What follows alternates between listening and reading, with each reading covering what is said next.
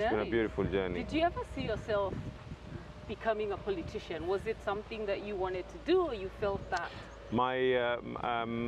I studied in a boarding school, and when I was in boarding school, I remember the Lenana school. Yeah, I studied in a boarding school. And when we were in school in the library, we'd have the newspapers. But those times, not everything was online. So we used to have the newspapers, and they would pin them up on the library. And we would have the daily papers. So the way they'd pin them up, if like, you know, page 1 was stuck this side, then they'd take another newspaper so that page 2. So for you to read the newspaper, you had to walk around. It was like a whole board, a notice board.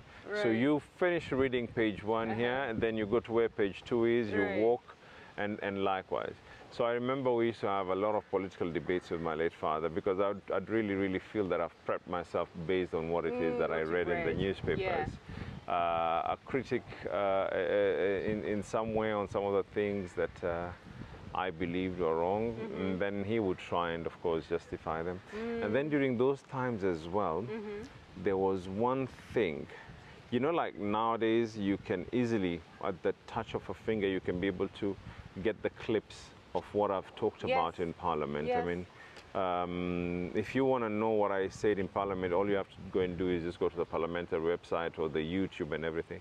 So during those days, they'd have to get their handset typed out, and you know, the whole handset is actually typed out on all the debates that is there.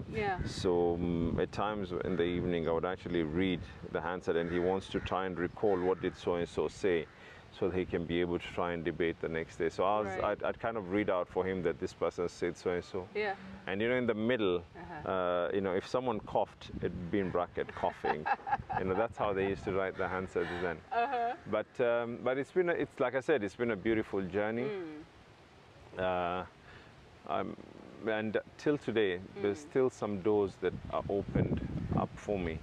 Not by virtue of me being Abdulswamad Sharif Nasir, the Member of Parliament, or Abdulswamad Sharif Nasir, you know, Chair of PIC or anything else. Some doors are opened up for me till today, because this is Abdulswamad Sharif Nasir, the son of the late Sharif Nasir. So, and that's what legacy is about, isn't it? Yes. I remember when my late father died, the day he died, kind of a big shock to all of us. He had been ill just for about 3 months, hardly about 3 months or so.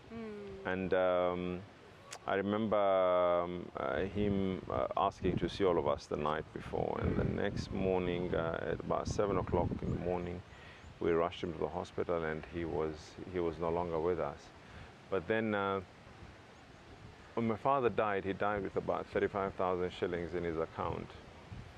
And the first thing that I actually, you know, it really hit me, and I said, oh my God, I have a mother, I have you know, brothers, sisters, I have everyone. How is this going to happen? You're the firstborn?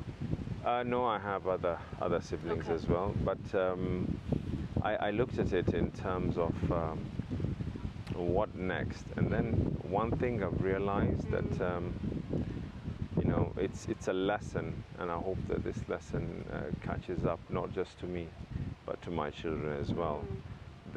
Your legacy and your richness is not the material things you've ever left behind, but you know, your character, on who you are, the impact you touched on people's lives. Doors were opened up for me from the day my father died, not because he really had millions in his account or anything, but I mean, you know, there's a time I went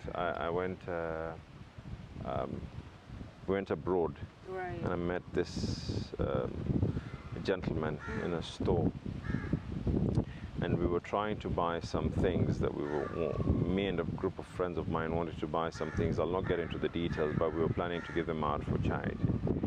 And he looks at me, and I give him my card. I said, this is so and so, you know, I want you to address this. And he saw my father's name, and he said, is this Sharif Nasir, the Sharif Nasir? I said, yes. And he gave me his story, the way he knew they had fled Uganda because of skirmishes, and the only place they could come to was Kenya. and the only person who could give him refuge, and he knew nothing about him, and my father knew nothing about him.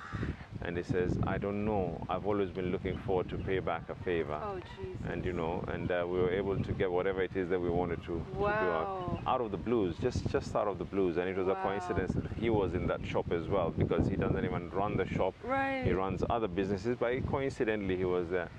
So richness does not come from material The things. name. It's names as well have been there, but I mean it's what is behind the name. Yes. It's the brand behind Yes. the name as Yes, well, what you represent, yeah. how you've been able to touch on people's Yeah, lives. I like it. Wow, so that your father's character lives on today. And I always pray. Yeah. I pray, I truly do pray that those who come after me as well realize the importance of being who you are.